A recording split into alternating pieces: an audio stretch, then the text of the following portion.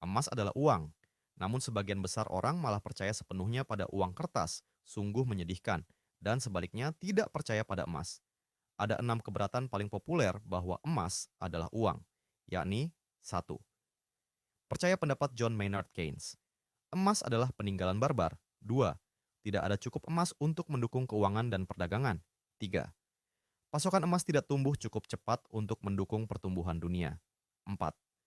Emas menyebabkan depresi hebat, Great Depression. 5.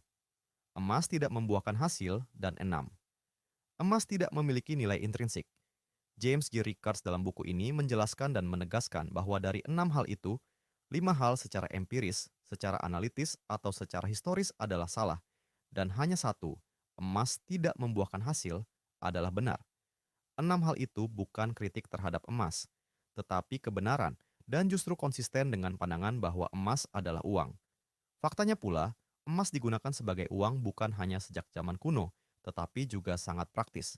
Lainnya, emas bukanlah investasi, emas bukan komoditas, emas bukan kertas, dan emas pun bukan digital.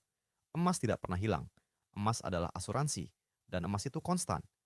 Rickards menulis buku ini untuk menjelaskan pentingnya emas di dunia digital yang hiperaktif tempat kita hidup hari ini. Ia menempatkan diskusi tentang emas dalam konteks abad ke-21. Ini termasuk peran emas dalam perang siberfinansial, serta pentingnya emas dalam sanksi ekonomi pada beberapa negara, dan mengenai masa depan emas sebagai pesaing mata uang dunia yang disebut Special Drawing Rights, SDR, yang dikeluarkan oleh Dana Moneter Internasional, IMF. Ini buku tentang ilmu mengenai emas, yang di dalamnya juga berisi kiat.